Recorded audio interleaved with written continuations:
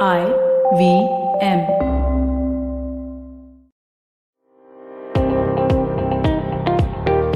Welcome to All Things Policy, a daily podcast by the Takshashila Institution.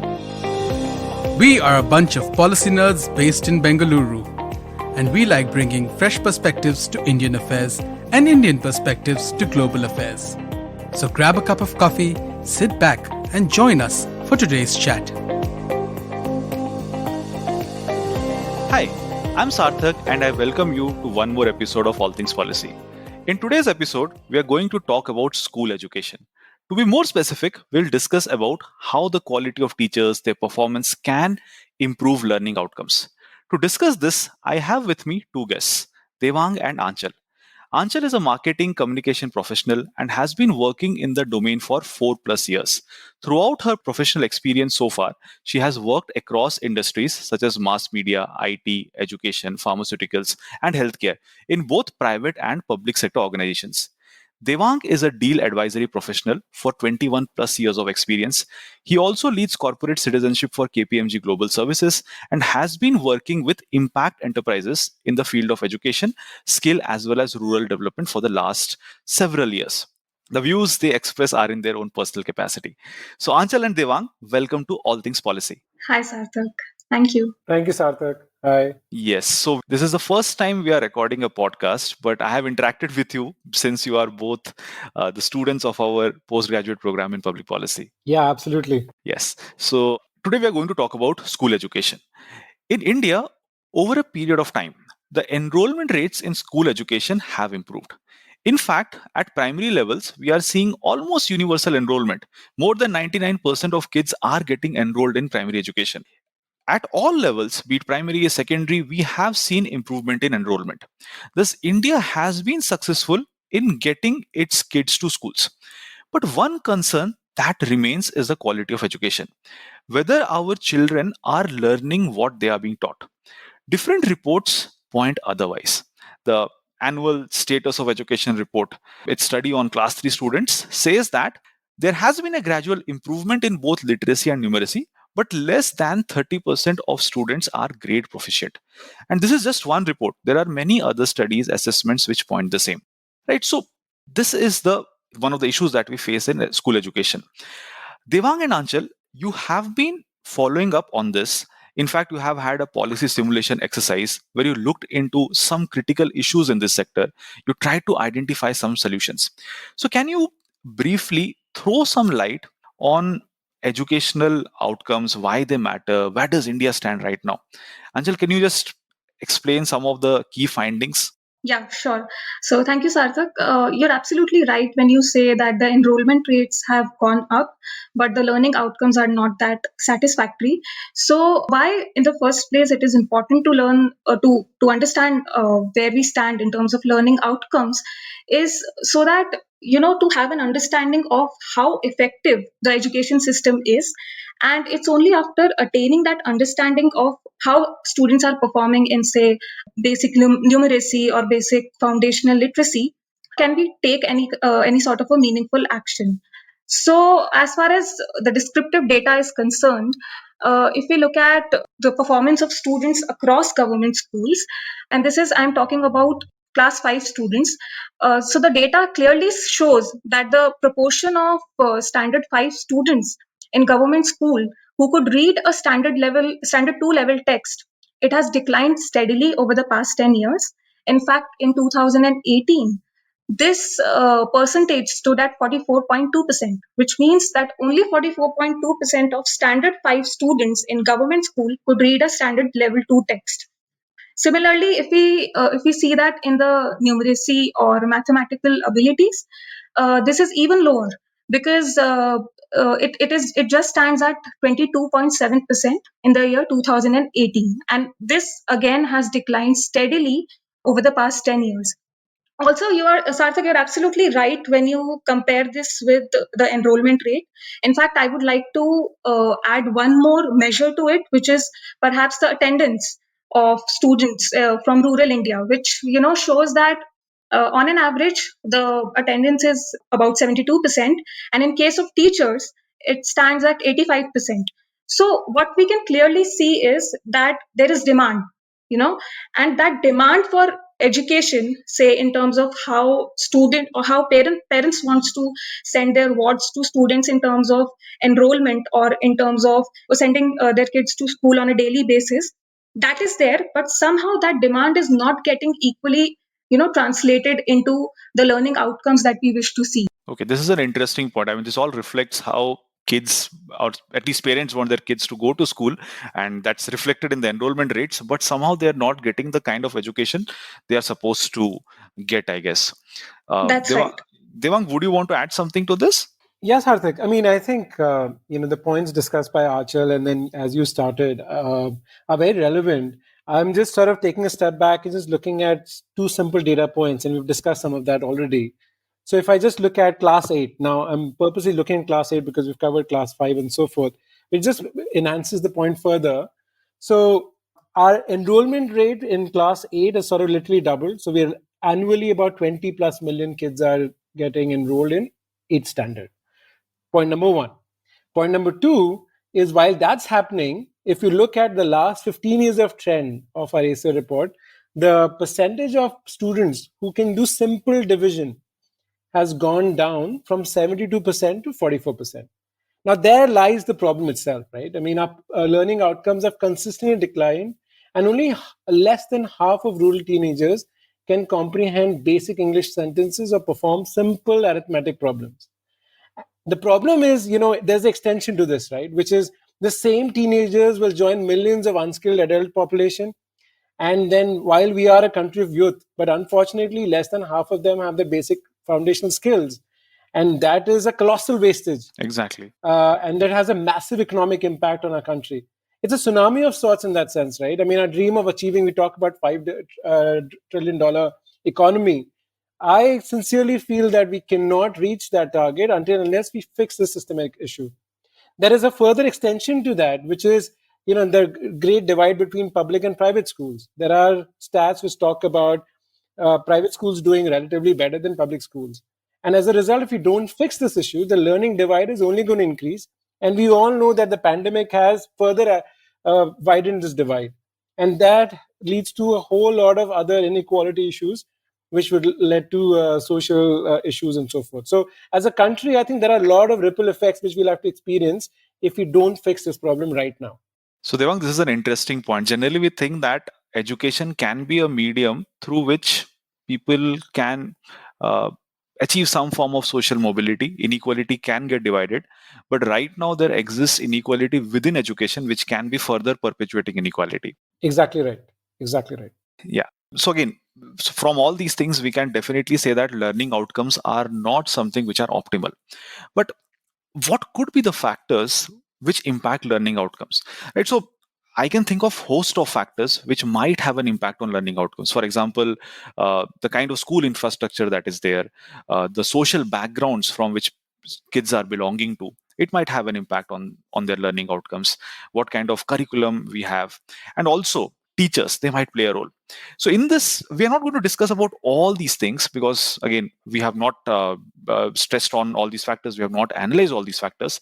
But one thing we have, or at least you have done as part of your policy simulation exercises, is you have tried to understand the role of teachers when it comes to learning outcomes. So what all data we have right now to substantiate on this causal linkage? How much role do teachers have on educational outcome? What are some of the findings? Devang, can you just throw some light on this? Sure, absolutely, Sarthak. So, I mean, I guess, before I go into the studies, right, as a country, we have a strong value system. And if you look at our value system, as they say, the gurus take precedence over even the parents. And so the importance of teachers in influencing learning outcomes is a given, right? I mean, you don't need a study, just given the fact we've been used to seeing there's a lot of mythological stories, and as well as just basis what we've been taught right from the beginning. Now, having said that, several studies have shown that the teachers have significant impact on students' learning outcome. Now, one of the papers, interestingly, recently published, when I say recently, in 2015, by Renu Singh at University of Oxford and Sudeepa Sarkar at Universidad de Salamanca, identifies teachers' characteristics, Yeah. practices, and attitude towards students and school as significant factors affecting student outcome. It's a very clear paper they've sort of listed down. And then, further, when asked what impacts learning the most, there is a renowned professor by the name of Professor John Hattie. He's in New Zealand. And he said that the teachers are primary factors influencing student achievement. Hattie expanded this further. He said, the student engagement is a positive result of teachers' effectiveness. And a study goes on to actually identify the traits of teachers that are required to accelerate the learning. And these actually include, without any surprises, a passion about helping the students to learn. Then there is forging strong relationships with their students, being clear about what they want their students to learn, adopting evidence-based teaching strategies, and actively seek to improve their own teaching. So as an overall summary, the teachers have a very significant role to play, and various studies have shown not only just the impact of teachers, but also identified the characteristics which go a long way in accelerating and impacting the learning outcome in a positive way. Anchal, would you want to add something to it? Yeah, I mean, very well captured by Devang. But other than that, I mean, intuitively also, if you think what a teacher believes in is going to get reflected in her pedagogy, her student outreach. So if a teacher believes that, okay, students who are less in aptitude possibly cannot perform in mathematics will most likely end up ignoring those set of students. But having said that, if we look at some of the papers or evidence, then there is this research which is done by Michael Kremer in 2013, and which finds out that in developing countries, the interventions that are most effective at improving learning outcomes are the ones that focus on improving teacher training, and the ones that bring in a sort of reforms in pedagogical approaches.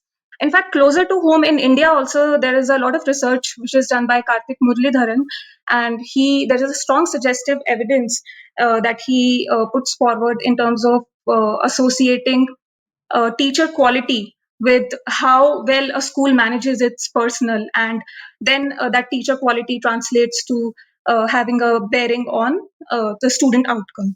So this is actually a seminal paper done by him, which is called the Personnel Management and School Productivity, and it's quite a recent paper. So it clearly shows that teachers as an input in the larger scheme of, say, education and schooling certainly play a very immense role, and can prove very tremendous in terms of how they influence the learning outcomes that we want to see. Given the evidences that you are pointing out, that the role that teacher play in educational outcomes, this is something which is worrying in case of India, because in India, in many places, you don't have sufficient number of teachers. There are instances where you will have a school which has 5 classrooms, and all of these classrooms are taught by just one teacher. There are also states where teachers have not, or they do not have sufficient number of teachers, and they have not hired teachers for a long time, permanent teachers. Many teachers are just on some form of contracts. And teacher absenteeism is also something that I came across. I was reading some reports, and I found that, again, almost 25 on any particular day, you will have almost 25% of the teachers who are absent. So given all these numbers and all these evidence that you point out, so I'm really worried whether we are doing the right things when it comes to teacher training, or when it comes to teacher recruitment. So governance in the sector seems to be somewhere not correct. Yeah, absolutely, you are right about that. So given the role of teachers in education, especially school education, so right now, where does India stand in terms of pupil teacher ratio, and what is the global average? Are we at par with other developing economies? Sure, Sarthak. So it's interesting because the people teacher ratio where we've been currently as a country is around 28. And when you look at emerging economies like Brazil, I am not even going to the advanced economies, but like countries like Brazil, their people teacher ratio is 19. So that clearly shows a gap, right? I mean, the point is we need a lot more teachers. The conundrum is that while we want to improve the people teacher ratio, we already have a lot of vacant positions as far as teachers are concerned. So the hiring takes time. people, teachers with right education background obviously are not enough. So that the supply side also needs to get fixed. However, interestingly, there have been certain studies done. One is around just in a classroom, how do you improve the people-teacher ratio? One is just bringing in some of the co-tutors, and the co-tutors may not necessarily have the full pedigree of the teacher's background. As long as somebody has a decent level of education and knows how to teach. And in fact, there are tests you can be done, which you can figure out whether the individual knows how to teach or not. But it's been proved through detailed research that some of those individuals who may not have the right education pedigree, but has the technique to teach and has a basic level of education, that person can make a significant impact on the learning outcomes. So they that can opens, basically supplement correct. Exactly right. So that really opens up a very interesting avenue to say, look, while we have the main teachers can we bring in people, say, on a contract basis and try and add to the capacity, at least for the time being, till we improve the supply side, fix the supply side. And there are specific research which sort of proves that as long as the teachers know how to, as long as they know how to teach, they can create a positive impact on the learning outcome. This problem, the supply side problem, is something we also need to fix, because again, why we don't have sufficient number of teachers, why teaching is not considered as one of those lucrative professions. This is also something that needs to be addressed in the long run. Absolutely. The good news is, I guess, when we talk about, I'm sure we're going to cover national education policy, because any podcast on education will have that element. We'll talk about how NEP really talks about the teachers, significance of teachers, and raising the teachers' image in the society, which currently, unfortunately, despite of a value system recognizing guru as over our own parents, is still not there. So NEP does talk about that. Yeah. So before going to NEP, let's try to look at some of the solutions when it comes to teacher quality and performance, some of the solutions that you think might work. Sure. So I will actually start with, when looking at this problem, now there is this revolutionary book, right, by Vijay Kelkar and Ajay Shah, In the Service of Republic. It's a phenomenal book, and every policy student and policy analyst must read that book. But, one of the chapters there is that people respond to incentives. Now, so we sort of can take a lens, incentive lens, to say, how do we really motivate our teachers to really drive the positive impact on learning outcome? Now, I'll just take a few minutes just to describe some of this. So, when you talk about teachers' incentives, they're divided into monetary and non-monetary. Now, monetary elements include both the salary levels and structures, as well as promotion career path, which we know that it's heavily skewed towards seniority instead of performance. And then the non-monetary incentives include recognition, effective monitoring and evaluation of their roles and their performance, proportion of administrative duties which they end up performing, and then the subjects which they take outside of their own specialization. Right? And then, of course, there are certain other factors like lack of adequate support, structure of the employment terms, accessibility to schools, especially in rural areas. All of these sort of go into non-monetary incentives. Now, we know for a fact that inadequate incentives lead to higher teacher absenteeism. And teacher absenteeism has been talked about, and it's a known sort of issue. And Karthik Muralidharan, which we keep referring to, because there are certain very relevant research studies he's done. And one of the studies talks about the teacher absenteeism to be as high as 23.6%. So one of the policy recommendations is to really rethink this entire teacher's incentives, right? And if we start with monetary incentives, and rightly so, because 80% of the government's budget, education expenditure, actually is teacher salary. So it's really time to rethink this entire structure, compensation structure, which is where we propose that, it's probably a good idea to now introduce a performance-linked pay structure, which is linked with learning outcomes. Now, one would think that, you're trying to bring in private company thinking into a public sector. Will that even actually work? Interestingly, there are, OECD has done some detailed report in 2003, so several years ago now, at least almost 2 decades ago, where they talk about how the performance linked pay for government employees in 12 countries have really gaining momentum. And these 12 countries include countries like New Zealand, Denmark, Finland, Germany, France, and UK.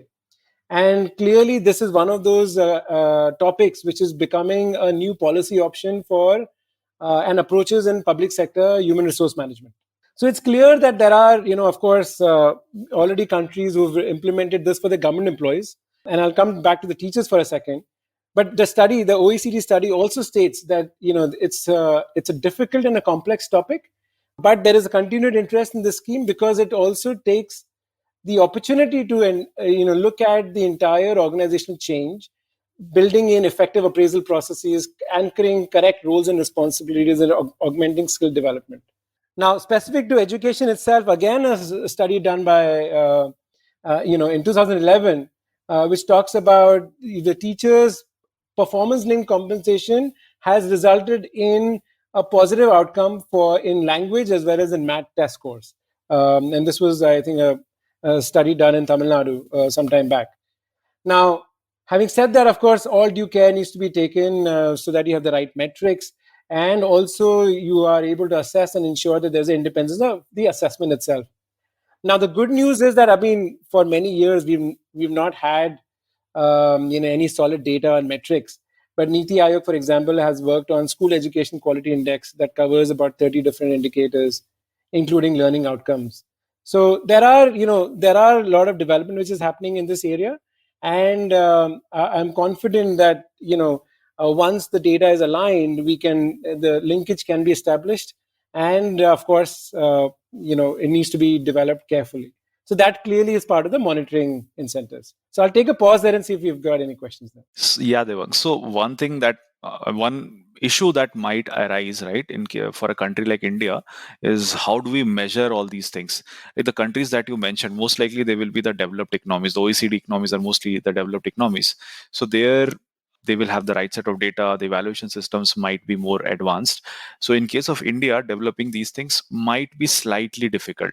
Yeah, I think that's a very valid point, right? And I'm just sort of referring to NEP right now. What I'm trying to see, and again in the policy program, what we've been taught, right, the overturn window for making any massive impact. So right now, the overturn window for education policy is really wide, in the sense that everybody is really focused on education. The government really wants to sort of make a difference, and that's how the entire National Education Policy of 2020 came out. Which is a great policy in itself. And we'll talk about that later. But the policy itself actually talks about setting up an independent assessment sort of body, a PARAK, which will work with NCERT and SCERT and develop assessment criteria. And through that, national assessment surveys as well as state assessment surveys will be done. So there is a bit of a systemic change which is happening in terms of building this assessment, separate independent assessment bodies, which can then start to really provide credible data, which then helps us to link teachers' performance to ultimately to the students' outcome. Yeah. So thanks for this clarification, Devang. So Anchal, you have suggested something which is slightly different. You talk about phonics. So can you explain that? Yeah, so since we are looking at improving educational outcomes, and also by now we know the remarkable role that teachers play in the life of students, I think what also needs to be scrutinized is the teaching methodology, for the sole reason that rote learning, as we know it, is sort of deep seated, in the entire education system. In fact, there was this one study which was conducted by Wipro some time back, almost a decade back, which shows that students, even in reputed private schools, they really performed poorly in certain concepts of mathematics, basic concepts of mathematics and science. So when they were benchmarked internationally with other students, the performance was really sort of unsatisfactory, which points towards the prevalence of rote learning, which is sort of pervasive in our system. So keeping in mind all of that, I looked for some of the best practices that can be employed to improve the foundational literacy and also numeracy, in which languages play a critical role, And that's exactly where phonics come and play its role. So before I get down to what phonics really is, there is this very seminal paper which is written by Helen Abazi, who is an educationist as well as a psychologist. And in her paper, Literacy in 100 Days, she makes the case for using phonics as a technique to learn languages, and not just English, any languages, basically. So the paper is very instructive in the way it establishes how consistently spelt languages are not just easier to absorb in terms of, for the students, but it is also easier to teach for teachers. Now, what is a consistently spelled language? So to get more into it, when the written symbols in a word correspond with its spoken sounds, that's when we say that the language is consistently spelled. Now, in English as we know it, there are a lot of words which have certain letters as silent. In island you have S silent, in knife you have K silent, and there are many such words. Further, we also have two similar sounding words that have completely different meanings individually. So, because of these reasons, English as a language is not spelled consistently, and because it is not spelled consistently, the learning time frame for that language increases, which is about 3 years, and it is argued and presented well by Abazi in her paper. Anshul, this reminds me of that Amitabh Bachchan's dialogue, right? So the English is a funny language or something like that, right? It That's means absolutely right. That's absolutely right. English is a funny language, and there's a reason to it now, as we know it. okay.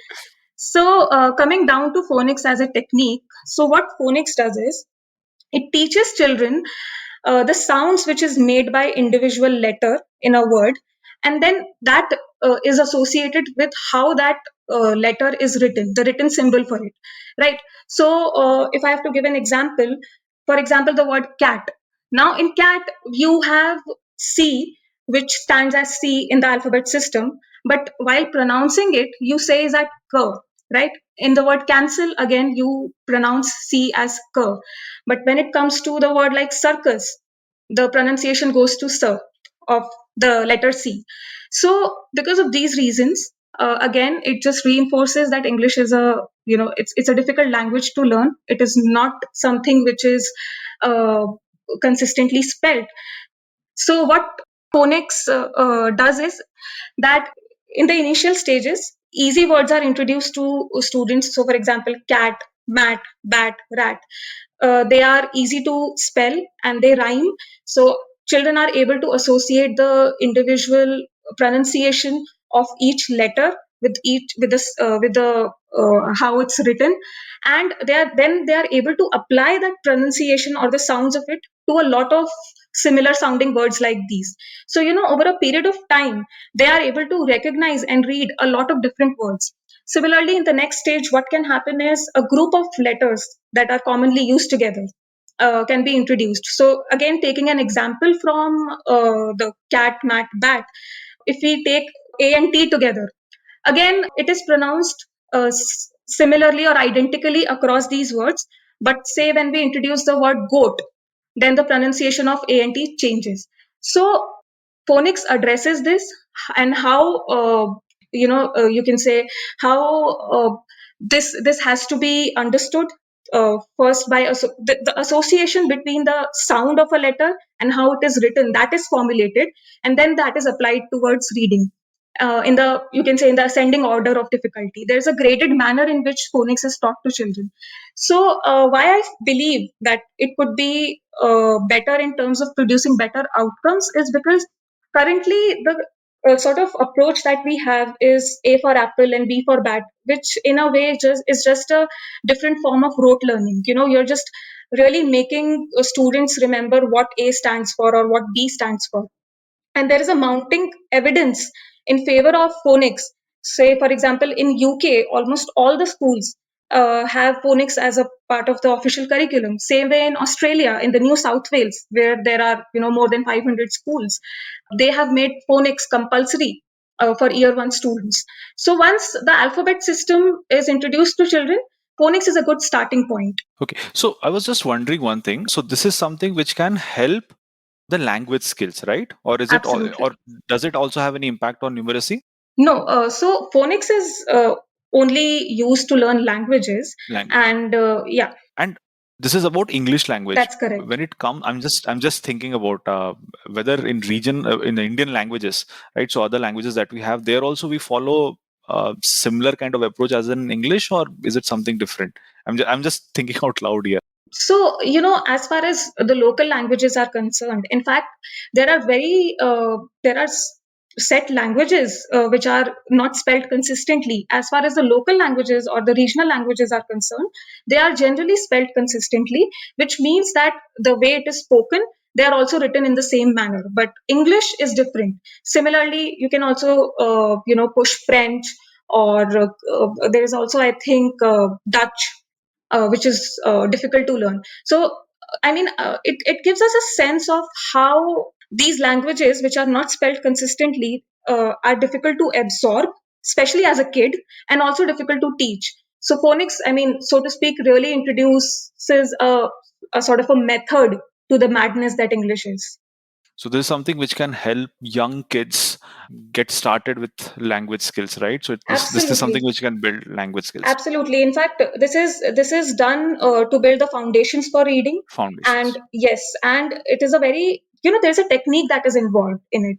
And it is an evidence-based teaching as opposed to the rote learning method that we employ currently of A for apple and B for bat, which again, and I don't just stop here.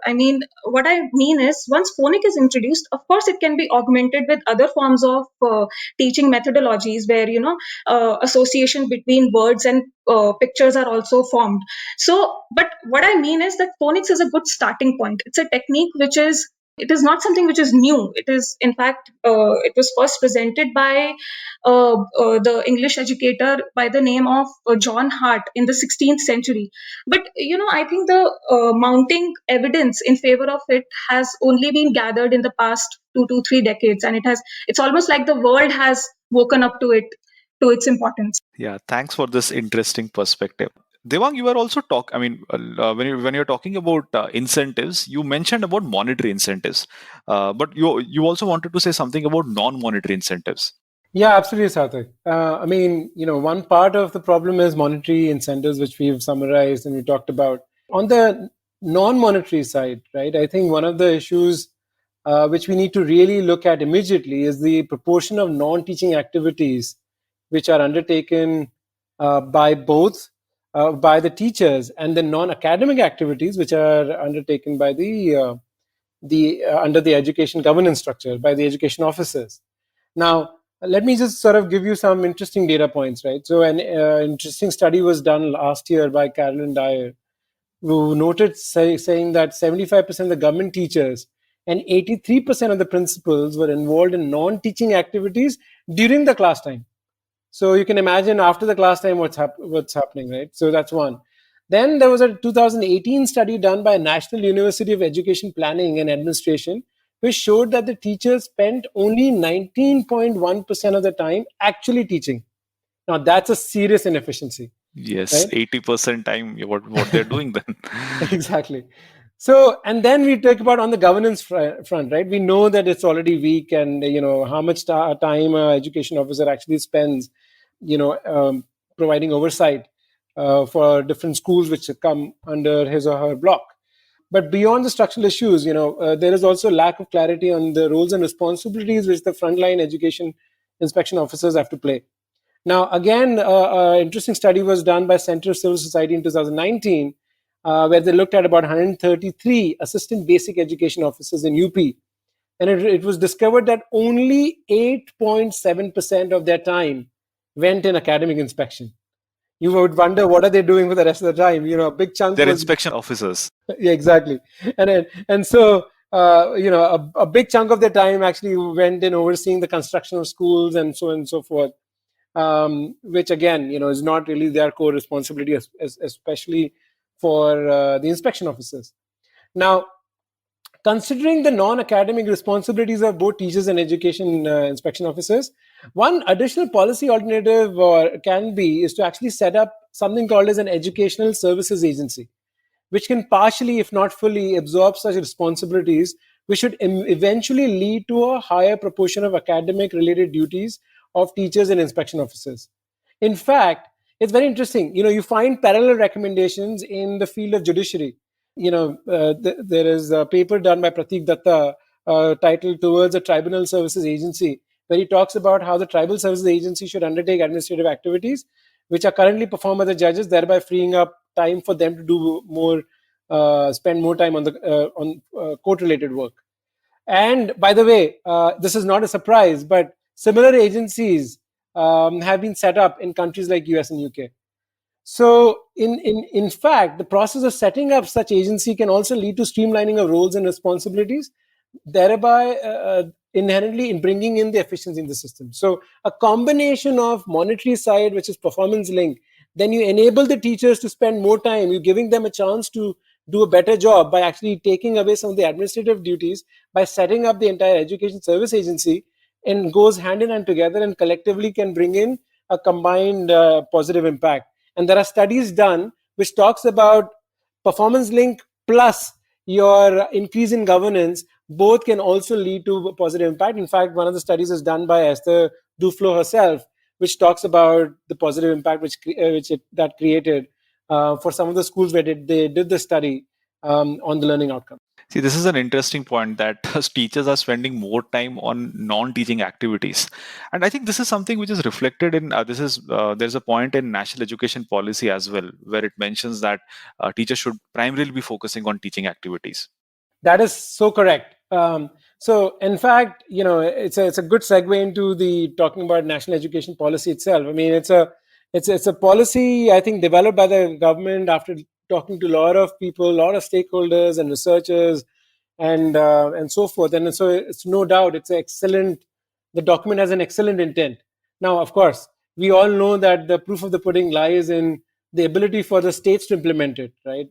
But keeping the implementation aside for a second, the NEP recognizes the role of teachers in improving learning outcomes. That's point number one.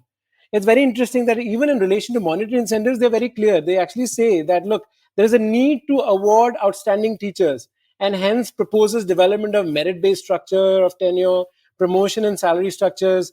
It further recommends state building of multiple parameters for assessment on peer reviews and attendance and commitment, learning hours, their own learning hours, etc. And not surprisingly, but I think one of the things they also want to set up is the national professional standards for teachers that will also include standards for performance appraisal. The intention is very clear that the salary and promotions will be based on such appraisal as opposed to basing it on seniority. While all these steps, I think, go a long way, there is a link which has been left outside, which has been left out, which is the learning linkage to the learning outcome. And as you said, in non-monetary side, this especially, recognizing that the teachers perform a lot more administrative duties, it clearly says that teachers will not be engaged any longer in work that is not directly related to teaching, and including strenuous administrative tasks, and rationalize minimum time for midday meal related work, etc., etc. While they say all of this, right, unfortunately, the how to do that, the how part of it is missing. Exactly. This is what I wanted to point out, because national education policy is being drafted by the union government. But if you look at education in India, it's there in the concurrent list. But when it comes to school education, the states play a very significant role here, right? So how do you get states on board? Because they are the ones who will be dealing with these things. That might be something which is difficult. That is something which is possibly missing in NEP. Absolutely. And when it comes to performance-based structures and other governance mechanisms, the thing is, in the past also there have been similar kind of recommendations. So there has been the National Knowledge Commission, Yashpal Committee. They don't talk about school education. They have mentioned about higher education, and they have given some similar recommendations, but which also has not happened. So that's the reason, again, we need to think of where the incentives lies, or whether it doesn't lie, or how do we create those incentives for the states to take it up. Absolutely correct. Another dimension of national education policy is that it focuses on early childhood care and education, and it also gives importance to mother tongue being the medium of instruction. So Anchal, do you think phonics has any specific role to play here, Absolutely. So or does it have a role to play? Yeah. yeah, so in NEP 2020, it's quite exhaustive in the way it focuses on student learning outcomes.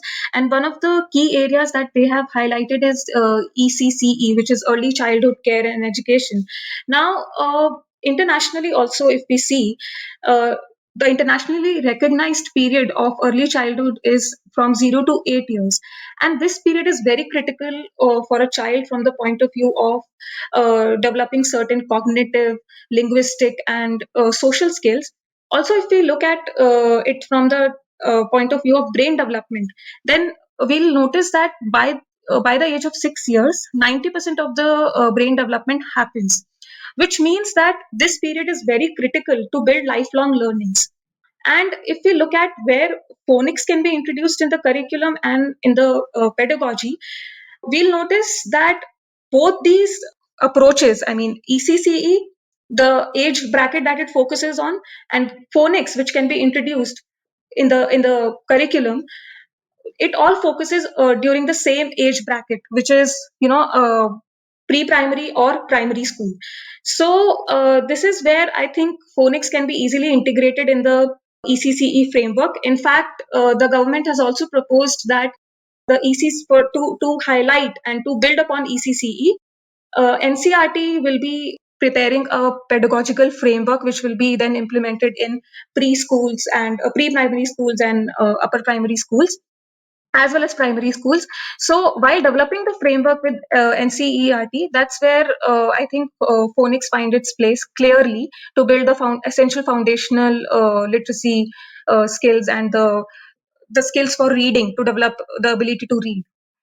And as far as the focus on mother languages, I mean, mother languages, yes, and the regional languages is concerned, one thing which is quite unsettling for me in the new education policy is that while it has not made any one language compulsory, but at the same time it promotes the use of regional languages, which is good on its own. And again, it has not made English completely, it has not pushed it out of the policy design. But what is a bit bothering is that they have not really stressed English. They have not stressed enough on the importance of English, which is a bit unfortunate in itself, because right now English is a global language. It is something which is important from the standpoint of economic survival. So that is something that needs to be looked at in terms of how phonics can be made mandatory, and teachers can be trained in phonics to really build the foundations for it. Also, as far as the regional languages are concerned, NEP says that teachers should be encouraged to use bilingual study material, which is great, because I think cognitive neuroscience, and there's a lot of evidence which is available in cognitive neuroscience which says that students learn better when they are taught in regional languages, and the education completion rates are also better. So from that perspective, yes, the use of languages to enhance learning outcomes both across literacy as well as numeracy is immense. It remains to be seen how it is used.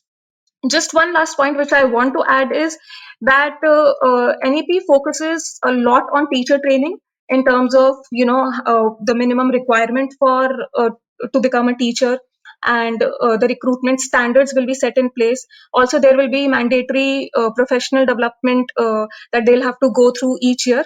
So while they are focusing so much on developing the teachers in the way that they can contribute to the learning outcomes, again they can be trained in phonics as well, because there's already so much of impetus on building the teachers so that they can build the students. So So there, yes, so there seems to be a good amount of alignment between the solutions that you are proposing and the national education policy. absolutely, absolutely. So this, I think, we have a good bunch of solutions here on how to improve learning outcomes. So thanks, Devang, thanks, Anchal, for bringing all these ideas to the table. Obviously, these ideas need to be fleshed further, but yeah, these were all interesting ideas. So thanks, Devang, thanks, Anchal. Thank you for having us. Thank you so much, Sarthak. Thank you. Thanks to the audience for staying tuned to us. We'll meet in one more episode of All Things Policy.